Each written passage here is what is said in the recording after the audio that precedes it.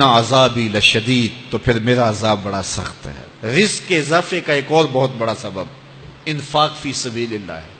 اللہ فرماتا ہے جو تم خرچ کرتے ہو تو جو چیز تم نے نکال دی اس کی جگہ اللہ تمہیں اور عطا کر دیتا ہے۔ بعض کا ہمارا یہ ہوتا ہے کہ کوئی آدمی مالی بحران میں آ گیا تو وہ کرتا کیا ہے کہ جو راہ خدا میں دینے کا کھاتا تھا پہلے اسے کلوز کرتا ہے، یہ فلاں مدرسے کو دیتے ہو یہ بھی بند کر دو، یہ مسجد کو دیتے ہو یہ بھی بند کر دو، یہ فلاں غریب کو دیتے ہو یہ بھی بند کرو، حالات ٹائٹ ہو گئے ہیں۔ لیکن 5 گاڑیاں ہیں تو 2 گاڑیوں پہ گزارا کر لیا جائے، پیٹرول بچے، یہ نہیں ہو سکتا۔ گھر کے لچھن وہی ہیں لیکن بند کہاں سے کیا؟ جہاں سے رزق آنا تھا۔ ہمیں تو یہ حکم دیا ہے جب رزق تنگ ہونے لگے صدقہ دے کے رب سے کاروبار کر لو، صدقے سے تمہارے رزق میں اضافہ ہوگا۔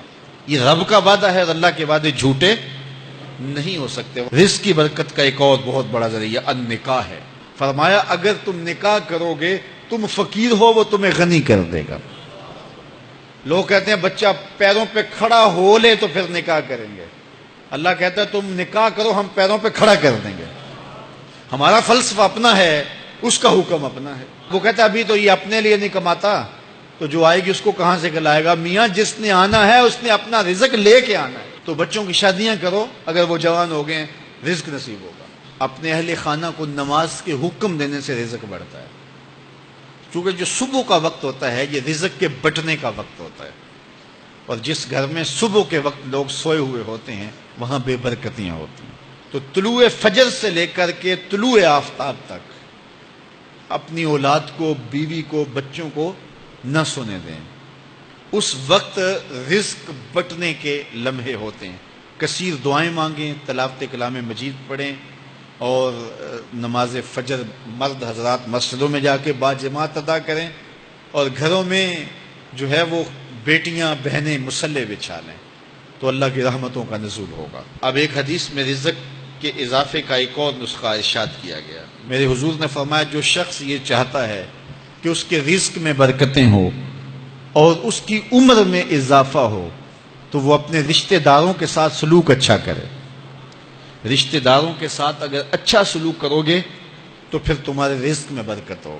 غریب ہیں تو ان کی مدد کرو، ان کی بیٹیوں کی شادیاں اپنے ذمے لے لو اگر اللہ نے آپ کو وسعت دی ہے، ان کی پریشانیاں بانٹ لو، ان کا قرضہ ہے تو اتارنے کی کوشش کرو، ان کو مشکلات سے نکالنے کی کوشش کرو۔ تم ان کو مشکلات سے نکالو گے، اللہ تمہیں مشکلوں سے نکالے گا۔ تمہارے رزق میں بھی برکتیں ہوگی اور تمہارے مال میں بھی برکتیں ہوں۔ فرمایا بہتر صدقہ وہ ہے جو ناراض غریب رشتہ دار کو دیا جائے۔ اگر وہ پھنس گیا ہے، مجبور ہے، ناراض ہے، تو اس کو اگر دیں گے تمہارا نفس اس میں شامل نہیں ہوگا، تو یہ افضل صدقہ ہے جو ہر صورت میں قبول ہی قبول ہے۔ رزق کے اضافے کا ایک اور سبب الاحسان الی الضعفاء، جو کمزور لوگ ہیں ان کے ساتھ اس نے سلوک کرنا۔ الانفاق علی طلبۃ العلم، طالب علموں پہ خرچ کرنا، یہ بھی رزق میں اضافے کا سبب اور ذریعہ ہے۔ وہ حضرت بابا فرید نے کہا نا، چھٹا رکن دین کا روٹی ہے۔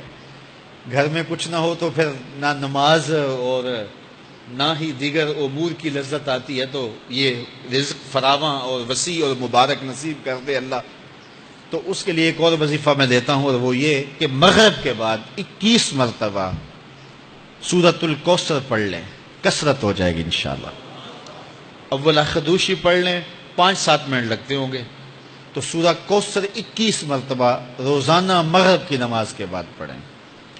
اور اگر بہت زیادہ مسائل ہیں تو ہر نماز کے بعد پڑھ لیں، تو انشاءاللہ آپ دیکھیں گے کہ گھر میں برکتیں اترتی محسوس ہوں گی، انوار کا نزول ہوتے محسوس کریں گے۔